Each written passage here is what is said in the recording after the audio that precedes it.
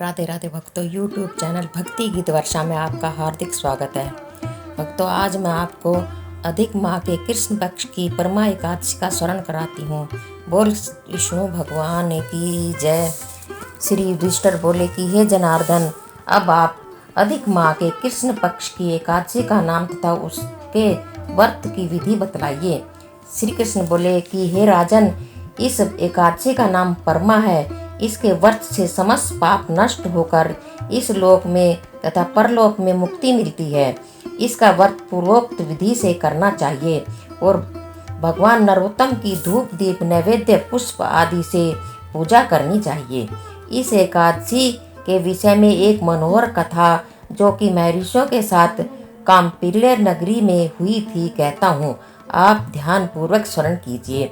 काम्पिल्य नगरी में सुमेधा नाम का एक ब्राह्मण रहता था। उसकी स्त्री पवित्रा अत्यंत पवित्र तथा पतिव्रता थी। वह किसी पूर्व जन्म के कारण अत्यंत दरिद्र थी। उसे भिक्षा मांगने पर भी भिक्षा नहीं मिलती थी।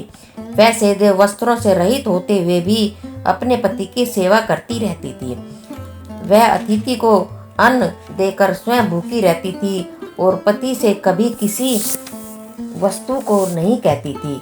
जब सुमेधा ने अपनी स्त्री को अत्यंत दुर्बल देखा तो बोला कि हे प्रिय, जब मैं धनवानों से धन मांगता हूँ तो वह मुझे कुछ नहीं देते। गृहस्थी केवल धन से ही चलती है, अब क्या करूँ? इसलिए यदि तुम्हारी राय हो तो मैं परदेश में जाकर परिश्रम करूँ। इस पर उसकी स्त्री विनीत भाव से बोली कि हे पतिदेव, पति अच्छा या बुरा वह जो भी कुछ भी कहे, पत्नी को वही करना चाहिए। पूर्व जन्म में जो मनुष्य विद्या और भूमि दान करते हैं उन्हें ही इस जन्म में विद्या और भूमि मिलती है। यदि कोई मनुष्य दान नहीं करता तो भगवान उसे केवल अन्न ही देते हैं। मैं आपका वियोग नहीं सह सकती। पति रहित स्त्री की संसार में माता पिता भ्राता ससुर तथा संबंधी आदि निंदा करते हैं, इसलिए आपको इसी स्थान पर रहना चाहिए। एक समय कौंडिल्य मुनि उसी जगह आए। उनको आते देखकर सुमेधा और उसके पत्नी ने उन्हें प्रणाम किया और बोले कि हम आज धन्य हैं, आज हमारा जीवन आपके दर्शन से सफल हुआ। उन्होंने उनको बैठने को आसन तथा भोजन दिया।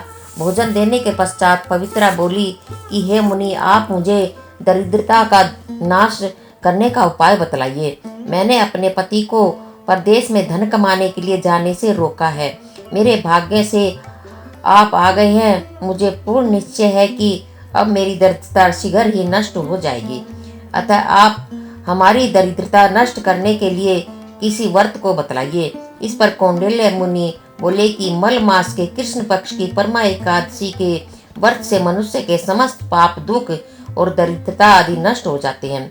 जो मनुष्य इसका व्रत करता है वह धनवान हो जाता है।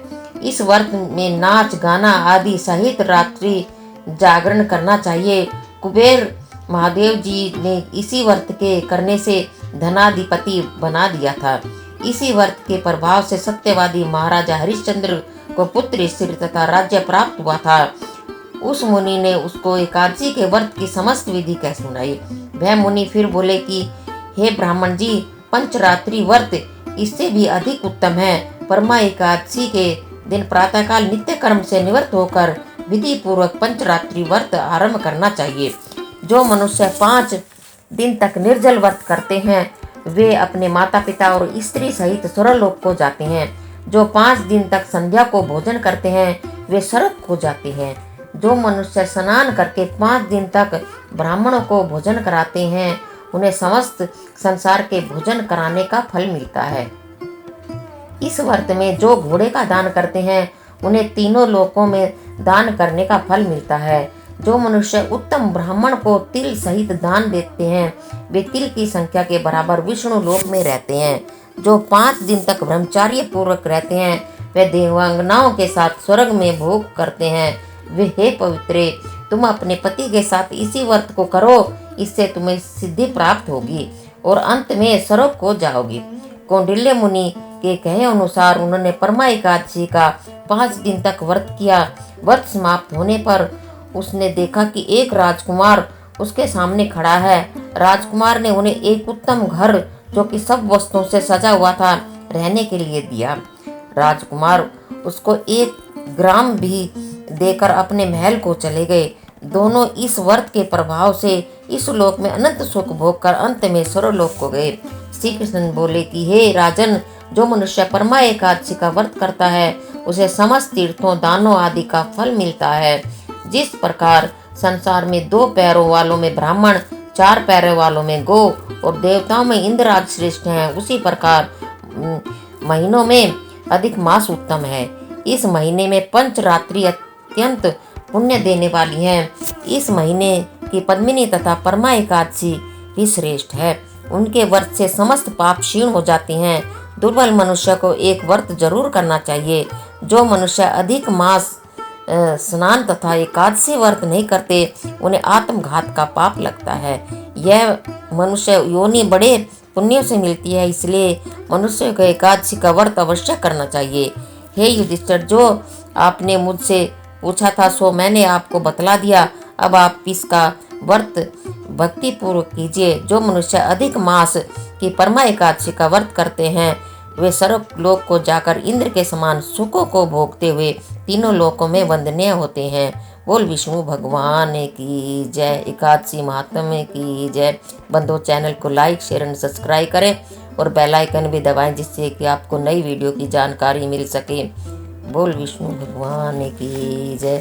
श्रीमन नारायण नारायण नारायण, भजमन नारायण नारायण नारायण, विष्णु नारायण नारायण नारायण, विष्णु नारायण नारायण नारायण, श्रीमन नारायण नारायण नारायण, भजमन नारायण नारायण नारायण, रामा नारायण नारायण नारायण, रामा नारायण नारायण नारायण, श्रीमन नारायण नारायण नारायण, भजमन नारायण नारायण नारायण, बद्री नारायण नारायण नारायण, बद्री नारायण नारायण नारायण, श्रीमन नारायण नारायण नारायण, भजमन नारायण नारायण नारायण।